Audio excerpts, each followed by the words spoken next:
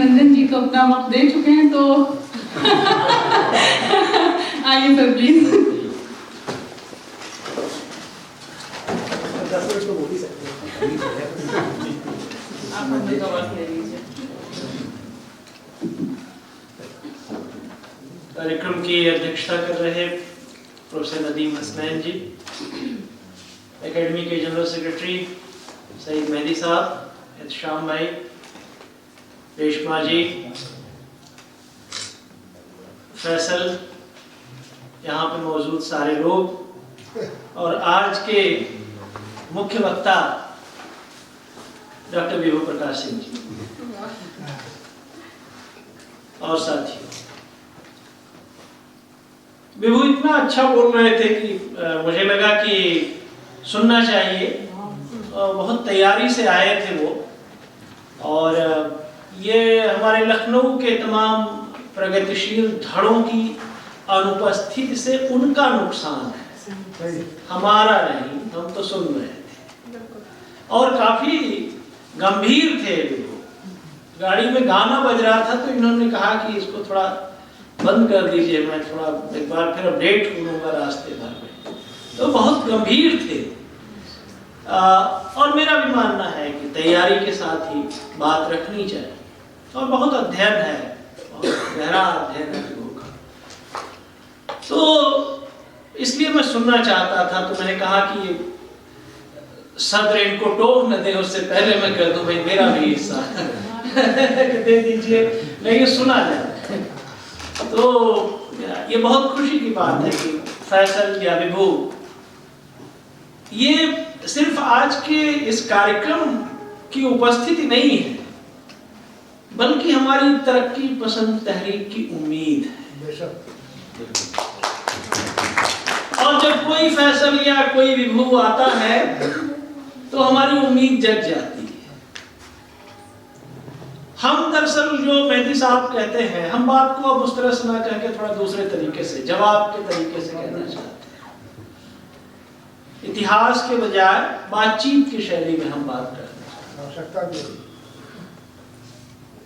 कि आखिर हम कहां चूक रहे हैं, जो सवाल बार बार आ रहा है। दरअसल ये चूकना जो राजनीतिक चूक है, उसको जब आप तरक्की पसंद तहरीक से जोड़ देंगे तो लगेगा कि हम चूक रहे हैं। लेकिन जो बहुमत का मद लेकर के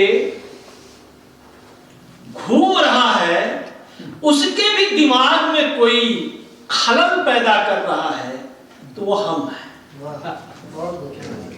और यही हमारी कामयाबी है। हम राजनीतिक रूप से हारने को हार नहीं मानते, हम दिमागी रूप से हार जाने को हार मानते। हम हारे जरूर हैं, लेकिन वोट का मामला है ये। तो अगर 65-66% या 60% लोग वोट देते हैं और 60% में कोई 32% वोट पा जाता है, तो हमारे देश का संविधान उसको बहुमत की सरकार बनाने का अधिकार दे देता है। लेकिन अब आप विपक्ष को देखिए, जिसको हम संसद का विपक्ष नहीं कह रहे हैं, उस 32% का विपक्ष कह रहे हैं, तो एक बहुत बड़ा विपक्ष है, वो बिखरा हुआ है। तरक्की पसंद तहरीक भी कमजोर पड़ी तो बिखरने के कारण। जरूरत उसकी एकता की है, जरूरत साथ चलने की है। उठ मेरी जान, मेरे साथ ही चलना है तुझे, जो कैफी कह रहे थे, ये सबके लिए है, सबको साथ चलना है। जब साथ चलेंगे तो फिर किसी को भी हरा सकते हैं, और जब अलग अलग चलेंगे तो आप तोड़ दिए जाओगे। हमारे यहाँ आजमगढ़ में साहब कहावत है भोजपुरी में कि 10 लाठी एक बोझ, एक लकड़ी एक लाठी रहेगी तो टूट जाएगी, और 10 लाठियां रहेगी तो वो नहीं टूटेगी। तो बिखराव, जिस नाम की बात आई, रामविलास शर्मा ने तो पहले ही इसको कह दिया था कि इसका नाम जन्मवादी लेखक सब होना चाहिए, प्रगतिशील लेखक, उसका विरोध हुआ था। और जब बाद में 82 में स्प्लिट हुआ तो जनवादी लेखक संघ नहीं हुआ, आप जानते हैं इस बात। लेकिन एक बड़ा मुद्दा, सबसे बड़ा मुद्दा जिसको आज कहा जाना चाहिए नदीम साहब, वो भाषा का मुद्दा है। राहुल सांकृत्यायन वाला प्रकरण आप याद करिए, आपको याद होगा कि क्या वजह थी। राहुल सांकृत्यायन भाषा के इशू को उठाए थे, कैसे पार्टी से निकाले गए थे और फिर बाद में विवाद हुआ। भाषा का सवाल, जैसे ही मैं कोई कार्ड ऐसा लगाता हूं जिसमें उर्दू भी लिखी हुई हो तो अचानक मान लिया जाता है ये उर्दू वालों का कार्यक्रम है। नाइश और समीना बैठी है, हम लोग क्या करते हैं, यही तो मानते हैं कि अरे इसमें उर्दू है।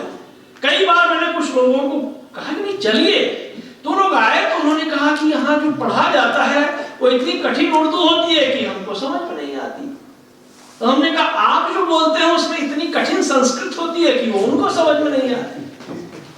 तो यार न संस्कृत बोलो न फारसी बोलो, आओ थोड़ा बीच का बोले। ये जो बातचीत वाला मामला है वो अगर उस तरह से बीच में चले तो शायद लोगों के समझ में ज्यादा आए। जब तक बात समझ में नहीं आएगी तो आप उनसे संवाद क्या बनाएंगे, कोई संवाद नहीं हो सकता। इसलिए जो बातचीत, जो कुछ लिखा पढ़ा अकादमिक चौहद्दियों से बाहर निकल जाए वही आपके काम है।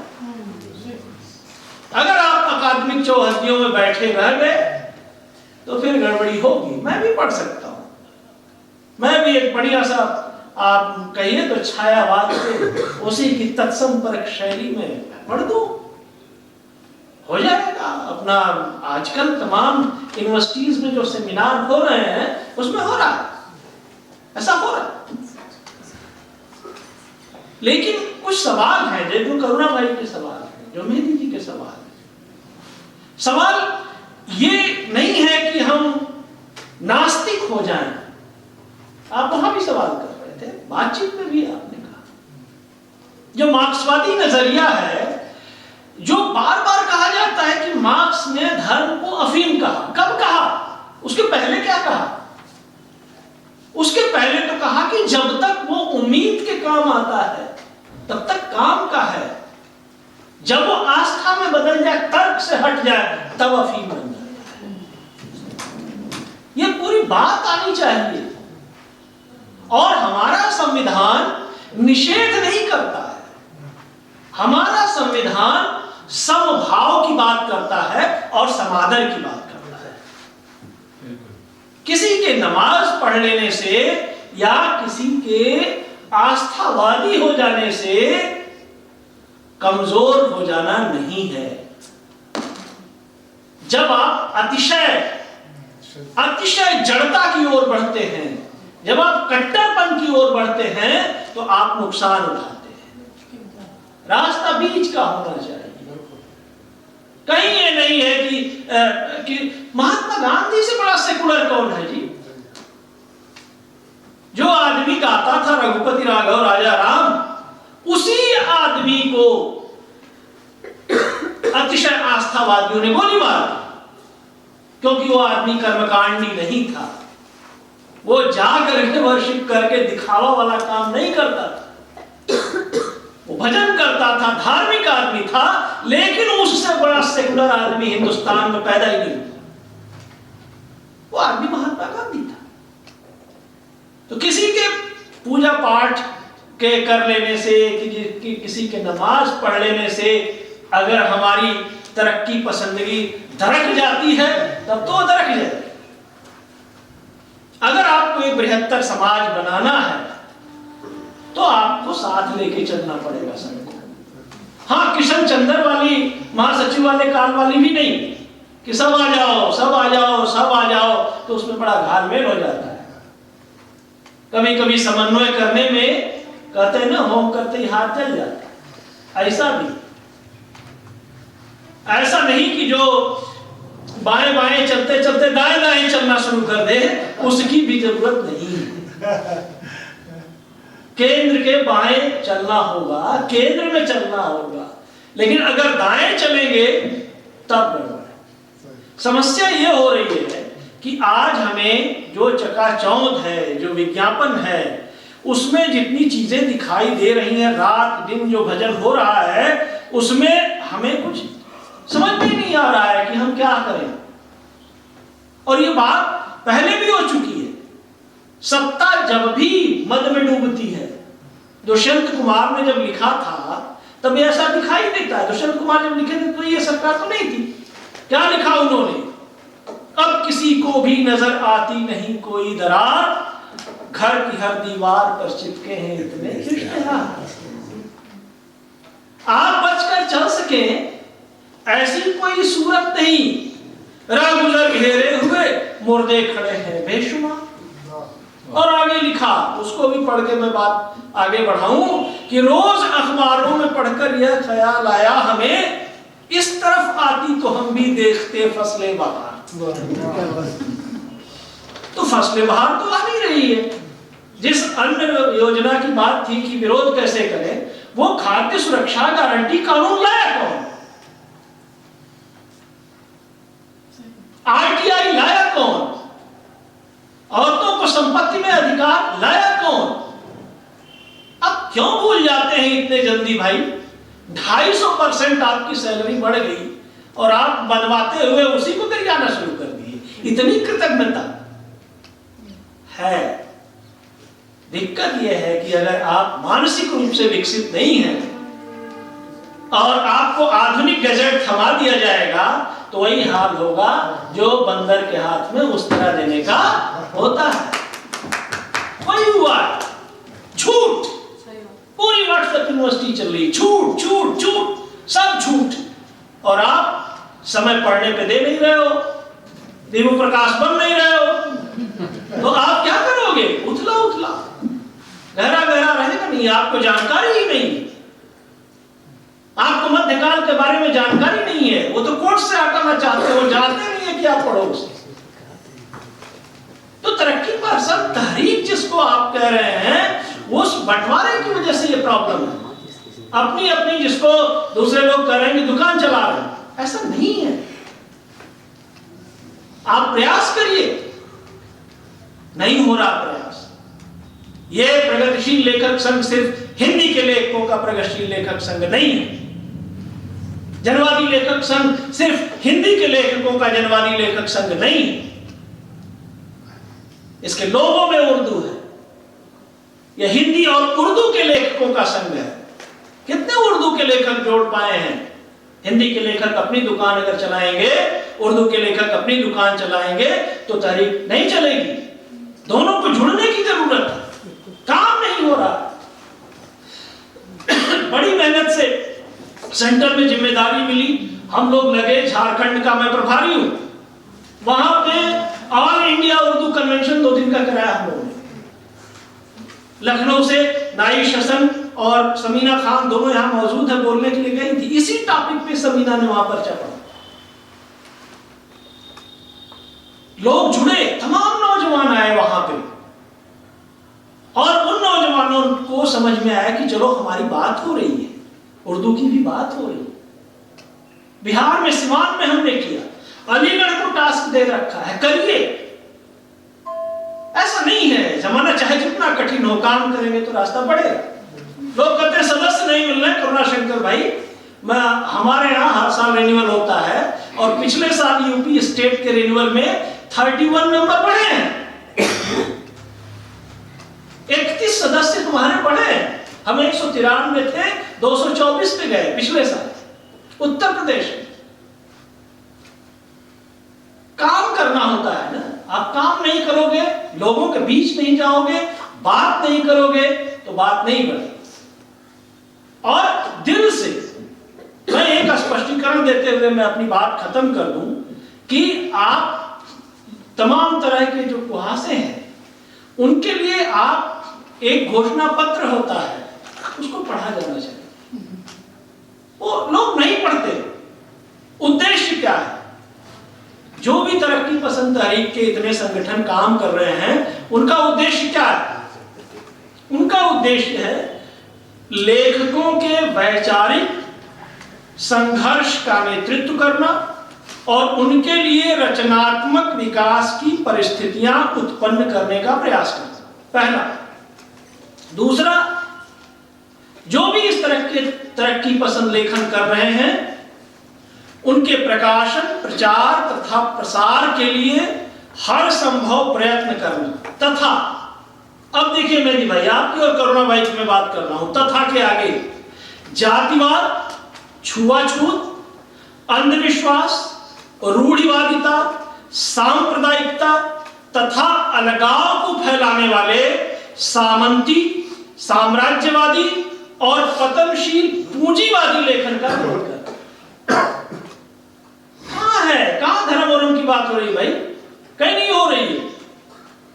जनता की स्वस्थ सांस्कृतिक परंपराओं का संरक्षण और विकास करना तथा उसकी सांस्कृतिक चेतना के विकास में योगदान करना, लेखकों के लेखकी हितों की सुरक्षा के लिए संघर्ष करना और जो तरक्की पसंद लेखक हैं उन लेखकों के लिए सम्मेलनों, संगोष्ठियों तथा अध्ययन और कार्य शिविरों का आयोजन करना।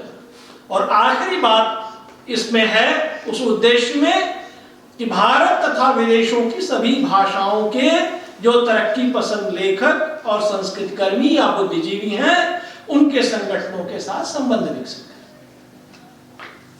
कहीं नहीं है। क्यों इस तरह का वितंडवाद, क्यों इस तरह का डर, कहां से ये सब बातें आती हैं भाई? हाँ, ये पक्का है कि आपको रूढ़िवादी नहीं होना पड़ेगा, ये पक्का है कि आपको सांप्रदायिक नहीं होना पड़ेगा, ये पक्का है कि आपको अलगाववादी नहीं होना पड़ेगा, ये पक्का है कि आपको सामंतवादी नहीं होना पड़ेगा, ये पक्का है कि आपको पूंजीवादी नहीं होना पड़ेगा, ये पक्का है कि आपको जातिवादी नहीं होना पड़ेगा। इतना तो इंसान बनने के लिए जरूरी है। अगर आप ऐसे हैं तो फिर इंसान कहां है? अगर इंसान है तो आप तरक्की पसंद है। कोई आदमी ऐसा नहीं है जो प्रगतिशील सोच के बिना चलता। कौन कहेगा कि हम अन्याय के साथ हैं? हमेशा न्याय के साथ रहना चाहते हैं। कौन कहेगा कि हम पूंजीवाद के पक्षधर हैं, जन पक्षधर नहीं है? कोई नहीं कहेगा। लेखक कहते हैं जन्मना तो वो प्रगतिशील ही पैदा होता है, और अगर प्रतिरोध नहीं आता, जनपक्षधरता नहीं आती तो संकट है। और इसने दिया है। आखिरी मैं बात करके थोड़ी देर में खत्म करता हूं कि इसने दिया है। इसका दाय जो है वो ये है कि पूरा हाशिए का विमर्श आज आपको दिखाई दे रहा है। उस हाशिए के विमर्श में है कौन? अनुसूचित जनजाति, अनुसूचित जाति, अस्पृश्य पिछड़े, सीमांत किसान, भूमिहीन किसान, रेड लाइट एरिया की औरतें, किन्नर, वो अस्पृश्यता उसमें जुड़ी होनी चाहिए। अस्पृश्यता शब्द को पसमानदा में भी जोड़िए। जो अस्पृश्य नहीं है पसमानदा में, वो ही आजकल सबसे ज्यादा खुराफात कर रहे हैं, चाहे इधर हो चाहे उधर हो।